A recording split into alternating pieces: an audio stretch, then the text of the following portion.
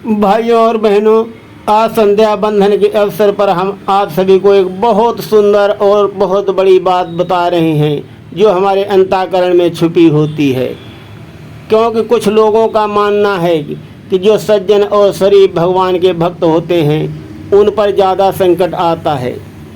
ऐसा कभी नहीं, कदापि ऐसा नहीं होता। भगवान अपने भक्त को चाहे जितना भी बड़ा संकट हो किसी न किसी तरीके से बचा अवश्य लेते हैं। चाहे जैसा वो फल भोग रहा हो, चाहे भी जैसा फल वो भोग रहा हो उस समय, और उसको लगता हो कि हम परेशान हैं, हम दंडित हैं, किंतु ऐसा कभी नहीं होता। ईश्वर अपने भक्तों पर आँच नहीं आने देता है। साथियों, एक नहीं ऐसे लाखों उदाहरण हैं जहाँ पर भक्तों की सूली की सजा भगवान ने कांटे से काट दी है। और आइए सुनिए, हम सुनाते हैं एक अत्यंत रोचक और कल्याणकारी भजन संध्या के शुभ अवसर पर।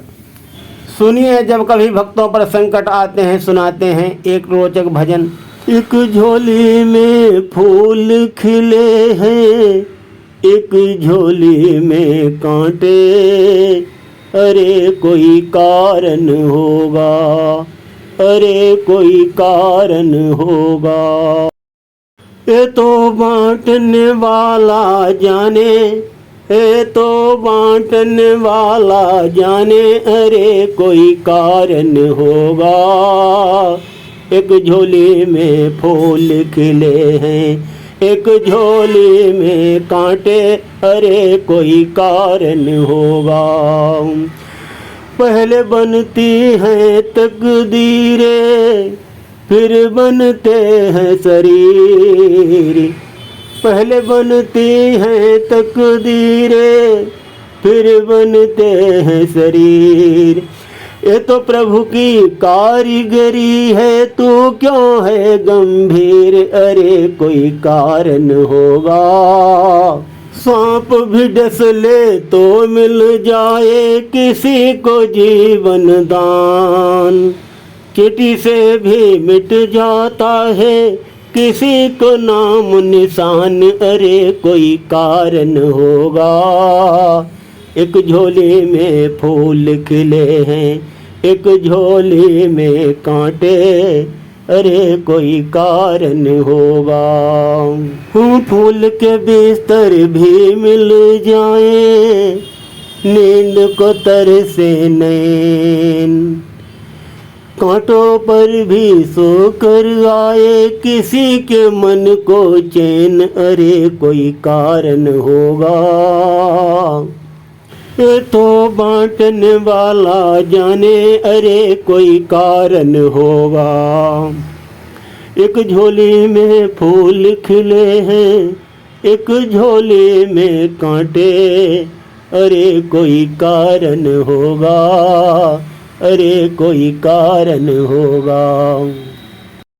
मिटा न पाए सागर भी कभी किसी की प्यास, एक बूंद से पूरी होती कभी किसी की आस, अरे कोई कारण होगा।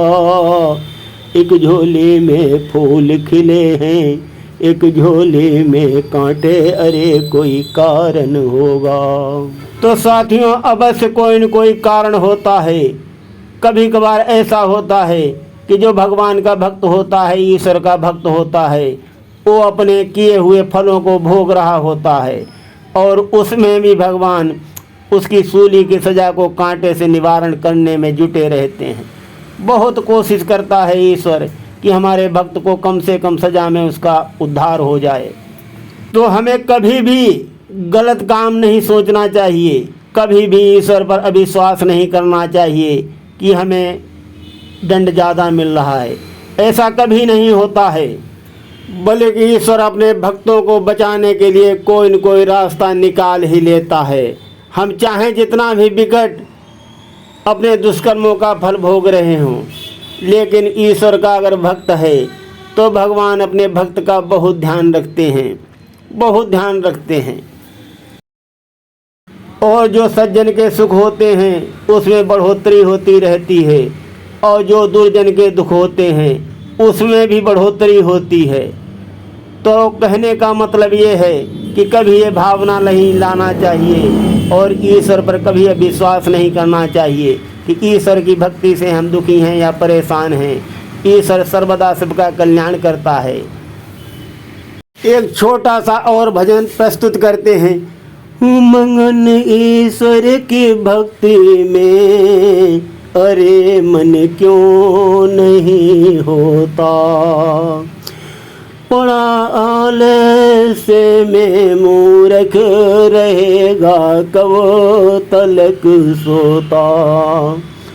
जो इच्छा है तेरे कट जाए सारे मैल पापों के, प्रभु के प्रेम जल से क्यों नहीं अपने को तू धोता। मगन ईश्वर की भक्ति में, अरे मन क्यों नहीं होता। विषय और भोग में फंस कर न कर बर्बाद जीवन को, दमन कर चित्त की वृत्ति लगा ले योग में गोता। मगन ईश्वर की भक्ति में, अरे मन क्यों नहीं होता। नहीं संसार की वस्तु कोई भी सुख की हेतु है, वृथा इनके लिए फिर क्यों समय अनमोल तू खोता। मगन ईश्वर की भक्ति में, अरे मन क्यों नहीं होता। धर्म ही एक ऐसा है जो होगा अंत का साथी। न पत्नी काम आएगी, न बेटा और कोई पोता। मगन ईश्वर की भक्ति में, अरे मन क्यों नहीं होता। भटकता जाव जाना हक, फिरे सुख के लिए झूठे। तेरे हृदय के भीतर ही बहे आनंद का स्रोता। मगन ईश्वर भक्ति में, अरे मन क्यों नहीं होता। तो साथियों, हमारे अंतःकरण में ही सब कुछ विद्यमान है। ईश्वर भी विद्यमान है। हमको कहीं ढूंढने जाने की ज़रूरत नहीं है। और अगर ध्यान धर के अंतःकरण में सोचोगे और देखोगे, अगर ढूंढोगे तो पाओगे कि भगवान हमको कितना आशीर्वाद कर रहा है और कितनी हमारी मदद कर रहा है। तो सुनते रहिए गिरीश अध्यात्मिक ड्रीम में संध्या भजन और करते रहिए अपना कल्याण। आज हम प्रसंग को यहीं पर विश्राम देते हैं। धन्यवाद।